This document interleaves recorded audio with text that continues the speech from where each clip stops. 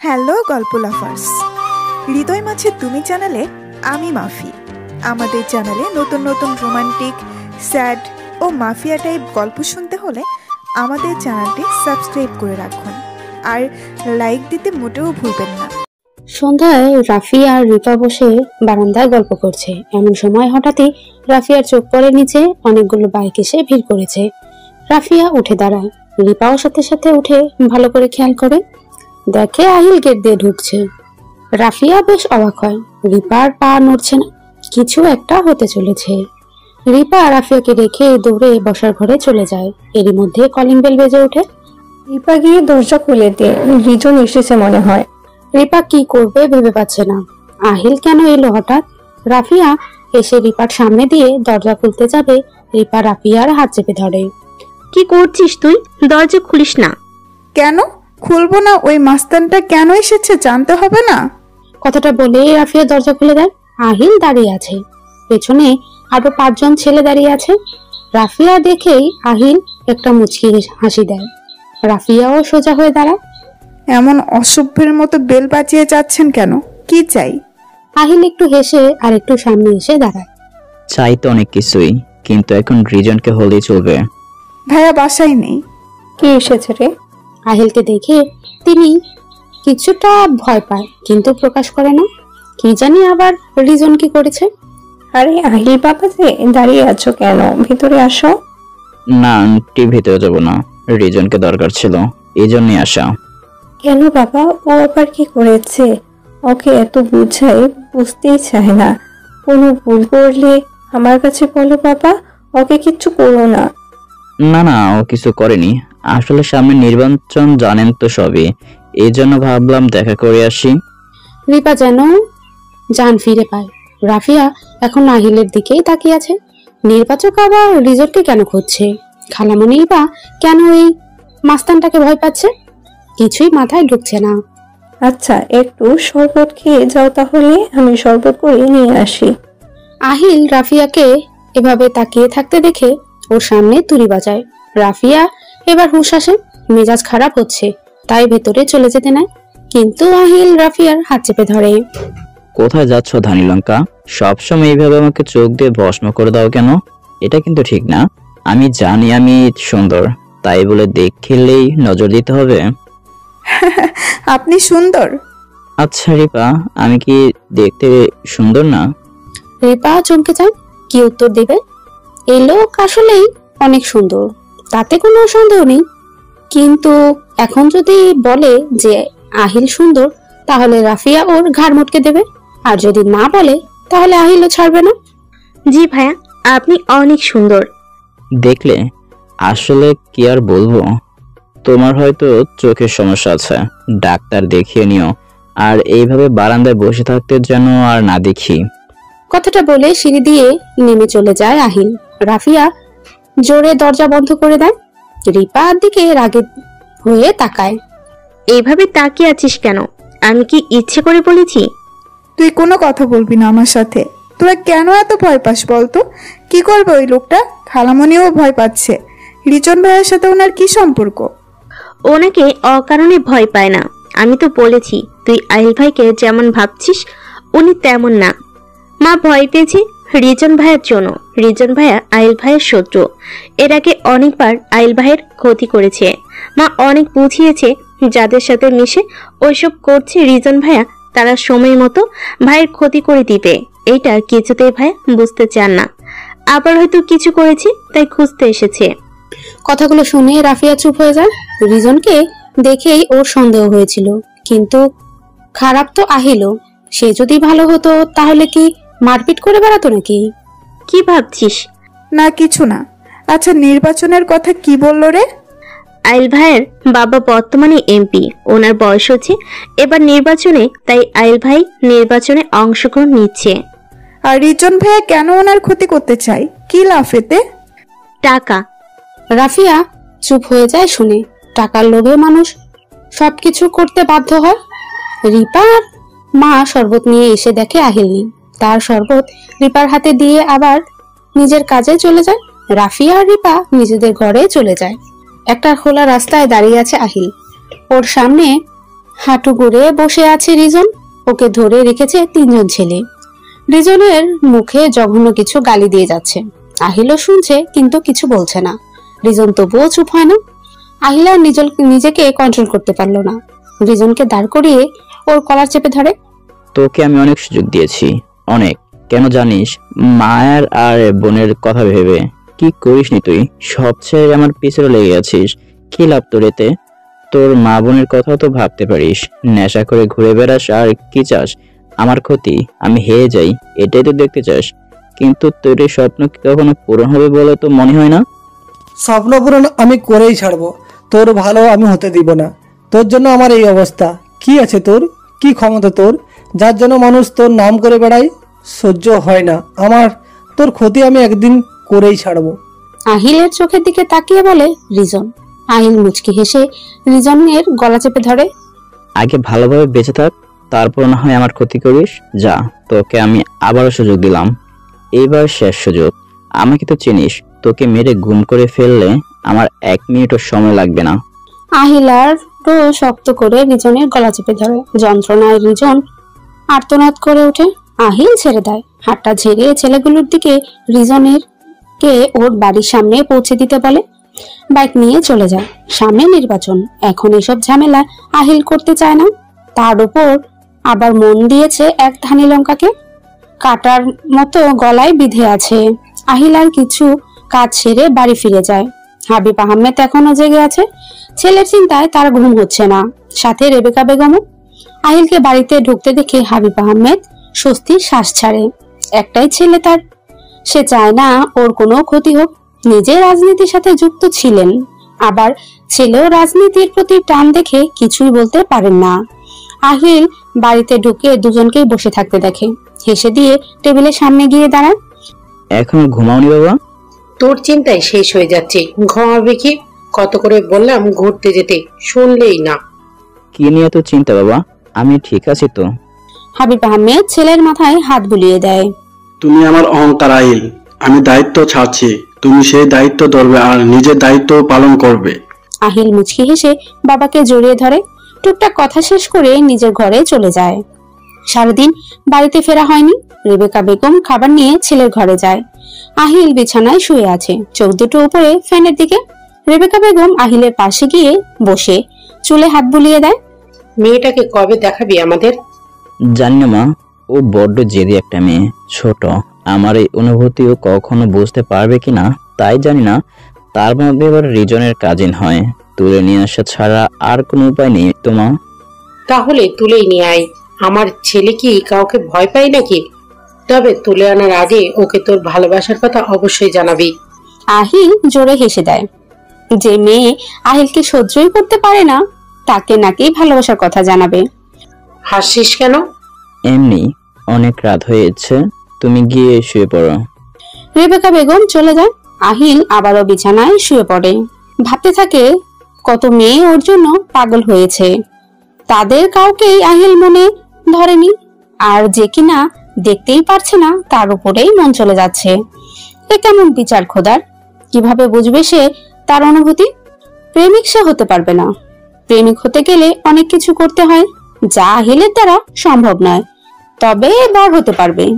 দিনে না হোক রাতে তো বউকে সময় দিতে পারবে, বুকে জড়িয়ে রাখতে পারবে। সময় পেরিয়ে আরো 2 দিন। আজ রাফিয়াদের ভার্সিটির নবীন বরণ। রিপা আর রাফিয়া তৈরি হয়ে ভার্সিটির উদ্দেশ্যে বেরিয়ে পড়েছে। রাফিয়া আজ যেন খুব ভালো লাগছে। আজ একটু সাজগোজও করেছে। একটা সাদা রঙের 3 পিস পরেছে, সাথে ঠোঁটে লাল লিপস্টিক আর চোখে কাজল, কপালে ছোট্ট একটা কালো টিপ। ব্যাস, এতেই রাফিয়াকে দেখতে অনেক সুন্দর লাগছে। রিপাও একটু সাজগোজ করেছে। ভার্সিটির সামনে এসে রিক্সা থেকে নেমে গেটের সামনে দাঁড়ায় ওরা। পুরো গেট ফুল দিয়ে সাজানো হয়েছে। দুজনেই একসাথে ঢুকে গেট দিয়ে ভেতরে ঢুকতেই রাফিয়ার চোখ বড় বড় হয়ে যায়। বিশাল আয়োজন করা হয়েছে, দেখে মনে হচ্ছে কোনো কনসার্ট হবে। রাফিয়ার মনটা খুশিতে নেচে ওঠে। রিপা আর রাফিয়া এগিয়ে চেয়ারে বসে। একটু পরেই অনুষ্ঠান শুরু করা হবে। এই রিপা, এটা ভার্সিটির নবীন বরণ নাকি কারো বিয়ে রে? হ্যাঁ, তোর বিয়ে। আজকে তোকে বিয়ে দিয়ে দিব। মজা করিস না, এত বড় আয়োজন হয় নবীন বরণে? ধীরে ধীরে দেখতে থাক। আরো কত কিছু হবে। রাফিয়া শুধু এদিক ওদিক দেখছে। ভার্সিটির ভিতরে ছেলে মেয়ে মঞ্চে স্যারেদের লাগাতার ভাষণ দিয়ে যাচ্ছে। এরই মাঝে আরো একজনের সাথে রাফিয়া আর রিপার পরিচয় হয়। মেয়েটার নাম মারিয়া। তিনজনে মিলে বসে গল্প জমিয়ে ফেলে। কথা বলার সময় রাফিয়া লক্ষ্য করে কেউ একজন ওর দিকে তাকিয়ে আছে। রাফিয়া একটু নড়ে চড়ে বসে, ওড়না ঠিক করে নেয়। এত এত মানুষের মধ্যে কার চোখ এসে পড়েছে কে জানে। স্যারেরা একের পর এক ভাষণ দিয়ে যাচ্ছে। এরই মধ্যে আগমন ঘটে প্রধান অতিথি হাবিব আহমেদ এর। রাফিয়া তার তাকায় সেদিকে, লক্ষ্য করে হাবিব আহমেদের পেছনে থাকা আহিলকে। আজও সাদা পাঞ্জাবি পরেছে, আর পেছনেই সে ছেলেগুলোই থাকবে। তবে আজ কেন জানো একটু ভদ্র ভদ্র ভাব নিয়ে আছে। ওই লোকটাকে ভার্সিটির সব কাজে কেন ডাকা হয় রে? দেখ আজকে কেমন ভদ্র সেজে আছে। চুপ থাক তুই। ওনাকে ডাকবে তো কাকে ডাকবে? ভার্সিটি যাদের তাদেরই তো ডাকবে গাধি। রাফিয়া একটা মুখ ভেঞ্চি দিয়ে চুপ করে বসে থাকে। স্টেজে এক কোনায় বসে আছে আহিল। রাফিয়ার জন্যই এসেছে আজও, তাছাড়া কখনোই এই ভেজালে সে আসতো না। দূর থেকে বসে বসে রাফিয়াকে দেখছে আহিল। এই মেয়েটা দেখলেই তার যেন ওর বুকের মধ্যে শান্তি লাগে। মেয়েটা যখন রেগে যায় দেখতে আরো বেশি সুন্দর মনে হয়, তাই ইচ্ছে করেই আহিল ওকে রাগাতে চায়। এখনো খুব ইচ্ছে করছে রাফিয়াকে গিয়ে একটু রাগিয়ে দিতে, কিন্তু এত এত মানুষের মধ্যে তো সম্ভব নয়। একটু পরেই স্যারেরা চলে যায়। শুরু হয় নাচ গান। মেয়েরা দলে দলে নাচছে, ছেলেরা গান গাইছে, রাফিয়া ওরাও আছে। এরই মধ্যে একটি ছেলে এসে রাফিয়াকে ডাক দেয়। রাফিয়ার ডাক শুনে পাশে তাকায়। একটা ছেলে ওকে ডাকছে। রাফিয়া আস্তে করে ভিড় থেকে বেরিয়ে আসে, ছেলেটার কাছে যায়। আমাকে ডাকছেন? জি, আপনাকে এই চিঠিটা দিতে বলেছে একজন। বলে চিঠিটা রাফিয়ার হাতে দিয়ে ছেলেটা চলে যায়। রাফিয়া আহাম্বকের মতো ছেলেটা যাওয়ার দিকে তাকিয়ে আছে। চিঠিটার দিকে তাকায়, একটু দূরে সরে দাঁড়ায়। চিঠিটা খুলতে যাবে তার আগেই কেউ একজন সেটা থাবা দিয়ে ওর হাত থেকে নিয়ে যায়। রাফিয়া অবাক হয়ে যায়, তাকিয়ে দেখে আহিল, ওর হাতে আছে চিঠিটা। রাফিয়ার প্রচন্ড রাগ হয়। আপনি আপনি আমার হাত থেকে ওইটা নিলেন কেন? এটা কেমন অসভ্যতা! দিন ওইটা আমাকে। আহিল রাগী দৃষ্টিতে রাফিয়ার দিকে তাকায়। রাফিয়ার হাত ধরে টেনে নিয়ে যায় ভার্সিটির দোতলায়। রাফিয়া অনেক চেষ্টা করেও আহিলের থেকে ছাড়া পায় না। নিচে অনুষ্ঠানে থাকে, এদিকের পুরো ফাঁকা। আহিল রাফিয়াকে একটা বদ্ধ ঘরে এনে দরজা বন্ধ করে দেয়। রাফিয়াকে দরজার সাথে চেপে ধরে। রাফিয়া ভয়ে কিছু বলতে পারছে না। এই প্রথম আহিলকে দেখে ভয় হচ্ছে রাফিয়ার। চিঠি নেওয়া হচ্ছে বা প্রেমপত্র? খুব শখ প্রেম করার ধানি লঙ্কা, তাহলে আমার সাথে করো। কথাটা বলে আরো জোরে চেপে ধরে রাফিয়াকে। রাফিয়া চুপ করে দাঁড়িয়ে আছে। আহিল কথাগুলো বলে রাফিয়ার চোখের দিকে তাকায়। কাজল দেওয়া চোখে পানি এসে জমেছে। আহিলের বুকের মধ্যে মোচড় দিয়ে ওঠে। কেন যেন মনে হচ্ছে এই চোখ ওকে শেষ করে দেওয়ার মতো ক্ষমতা রাখে। আহিলের মাথা খারাপ হয়ে যাচ্ছে। রাফিয়া এমন চুপ করে থাকা আহিলের মনে যন্ত্রণা আরো বাড়িয়ে দিচ্ছে। রাফিয়ার চোখের দিকে তাকিয়ে থাকতে পারে না, চোখ নামিয়ে নেয়, সরে দাঁড়ায়। কাজল চোখের মেয়ে, আমি এমনিতে তিলে তিলে শেষ হয়ে যাচ্ছি, আরো শেষ করে দিও না। এই চিঠি নেওয়ার শাস্তি তোমার পাওনা রইল। কথাটা বলে রাফিয়ার দিকে আবারও এগিয়ে যায়, ওর চুলগুলো ঠিক করে দেয়, তারপর মুচকি হেসে বেরিয়ে যায়। রাফিয়া চুপ করে ওর যাওয়ার দিকে তাকিয়ে থাকে। মানুষটা কি পাগল নাকি অন্য কিছু রাফিয়ার মাথায় ঢুকছে না। কি সব বলে গেল। রাফিয়া নিজেকে ঠিক করে নিচে নেমে আসে। ভেতরে ভেতরে খুব ভয় পেয়েছে আজও। আহিল দাঁড়িয়ে আছে একটা অফিসের সামনে। পুরো জায়গাটা মানুষ দিয়ে ভরা। দুটো দলে বিভক্ত, কেউ আহিলের পক্ষে তো অন্য সাবেক এমপির ছেলে রুদ্রর পক্ষে। রুদ্র চৌধুরী সাবেক এমপি রহিম চৌধুরীর ছেলে। রহিম চৌধুরী অনেক বছর ধরে ক্ষমতায় ছিলেন, তাকে হারানোর মতো কেউ ছিল না। তবে হুট করেই হাবিব আহমেদ সে ক্ষমতা ছিনিয়ে নিয়ে নিজের নাম করে নেয়। তা বেশ আগের কথা। এরপরে আর রহিম চৌধুরী ক্ষমতায় আসতে পারেনি। অনেক ঝামেলাও করেছে তিনি, কিন্তু পেরে ওঠেনি। কিন্তু এবার সে তার ছেলেকে নিয়ে এসে মনোনয়নপত্র জমা দিয়েছে। কেউ আশা করেনি, আহিলও না। আহিল সেখানে এসেই জানতে পেরেছে অফিসের ভেতরে আছেন হাবিব আহমেদ আর রহিম চৌধুরী। কিছু সময় অপেক্ষা, তারপরই কাঙ্ক্ষিত মার্কা কে পাবে জানা যাবে। আহিল ওসব নিয়ে আপাতত মাথা ঘামাচ্ছে না, চুপ করে নিজের ছেলেদের নিয়ে দাঁড়িয়ে আছে। অন্য এক পাশে রুদ্রও দাঁড়িয়ে আছে। ভাই ভাই বেটা কই থেকে আইলো? আমি তো জানতামই না রাহিম চৌধুরীর পোলাও আছে একটা। ওই রাহিম কোনোদিনও শত্রুতা ছাড়বো না। চাচাই এইবার তোরে দাঁড় করাইছে, উনি ওনার পোলারে নিয়ে আইছে। ওদের কথা চুপ করে শুনে আহিল কোনো উত্তর দেয় না। দূর থেকে রুদ্রকে পর্যবেক্ষণ করছে। কম্পিটিশন ছাড়া কি নির্বাচনে মজা আছে নাকি? এবার হবে আসল নির্বাচন।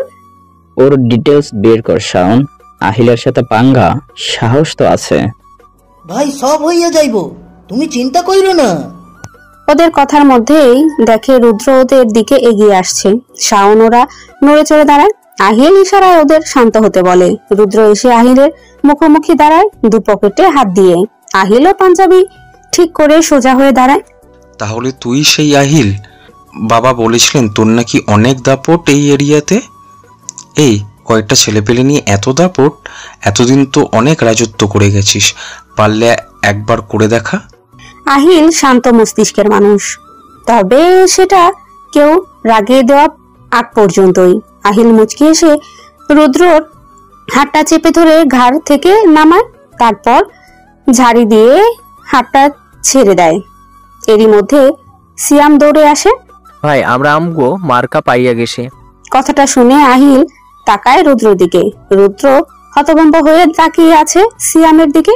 আহিল রুদ্রের কাঁধে হাত রাখে। রুদ্র ফিরে তাকায় আহিলের দিকে। ওর মুখে রাগ স্পষ্ট দেখা যাচ্ছে।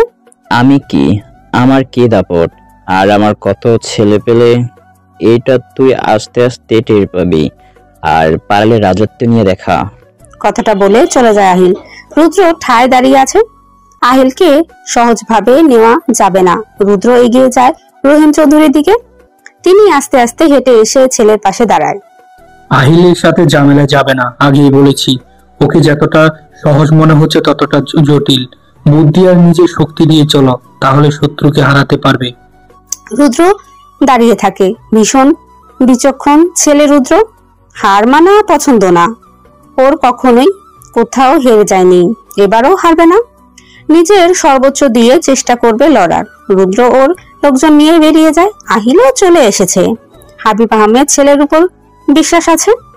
সন্ধ্যায় রাফিয়া বারান্দায় চা নিয়ে বসে আছে দোলনায়, হাতে একটা গল্পের বই। হুমায়ুন আহমেদের। হঠাৎই ওর কানে আসে জোরে জোরে চিৎকারের আওয়াজ। রাফিয়া উঠে দাঁড়ায়, বারান্দায় গ্রিলে ধরে দাঁড়ায়। শব্দ শুনে রিপা এসে দাঁড়ায় রাফিয়ার পাশে। কিছু বাচ্চা ছেলেরা মিলে মিছিল। সিরাই সিরাই রক্ত, আমরা আহিল ভাইয়ের ভক্ত, এক বড় না দুই বড়, আহিল ভাইয়ের মন বড়, আহিল ভাইকে দিলে ভোট, শান্তি পাবে দেশের লোক। এমন কথা শুনে রাফিয়া হাসবে নাকি কাঁদবে বুঝতে পারছে না। রিপাও হাসছে। রাফিয়া কিছুতেই হাসি থামাতে পারছে না। আর কত হাসবে? হাসি জমিয়ে রাখ, সব হাসি তো শেষ হয়ে যাবে। সাথে সাথে রাফিয়া আর রিপা হাসি বন্ধ করে চুপ করে দোলনায় বসে পড়ে। রিপার মা যেতেই আবার দুজনে একসাথে হেসে ওঠে। ওরা এসব বলে মিছিল করছে কেন? আজকে নির্বাচনের মনোনয়ন দিয়েছে, মানে মার্কা। আমাদের এখানে প্রতি বছর দুটো মার্কা নিয়ে দুপক্ষ ভোটে দেয়। আইল ভাই তো এইবার ভোটে দাঁড়িয়েছে। এই কয়দিন এমন কত মিছিল মিটিং দেখবি, ঠিক নেই। ওই বজ্জাত লোককে ভোট দেবে কে? সবাই। দেখিস আইল ভাই পাশ করবে। ছাই করবে। ওনার বিপক্ষ দলে কে দাঁড়িয়েছে? রিজন ভাইয়ের বন্ধু রুদ্র, উনি দাঁড়িয়েছে। তাহলে আমি ওনার পক্ষে। রিপা রাফিয়ার পিঠে একটা ঘুষি মেরে দেয়। ভালো জিনিস চিনতে শিখ গাধি। তোর ওই আহিল ভাইয়া ভালো না। অনেক ভালো, একদিন ঠিকই বুঝবি। আমি কেন বুঝবো? মানুষ যাকে সব থেকে বেশি অপছন্দ করে তার সাথে জুটি বেঁধে দেয়, তোকেও দেবে দেখিস। কথাটা বলে রিপা চলে যায়। রাফিয়া ভাবতে থাকে, সত্যি কি এমন কিছু হয়? ওই বজ্জাত লোকটার সাথে যদি বাধা পড়ে তাহলে কি হবে রাফিয়ার? সময় পেরিয়ে গেছে আরো 7 দিন। চারিদিকে শুধু নির্বাচনের পোস্টার, মিছিল, মিটিং এসবই চলছে। তবে এসবের মধ্যে শান্তিতে আছে রাফিয়া। আহিলের সাথে তার আর দেখা হয়নি, ভার্সিটিতেও না, কোথাও আহিলকে এখন তেমন একটা দেখা যায় না। রাফিয়া মনে শান্তি থাকলেও যন্ত্রণার ভাগে আহিল কতদিন হলো নিজের পছন্দের মানুষটাকে দেখে না।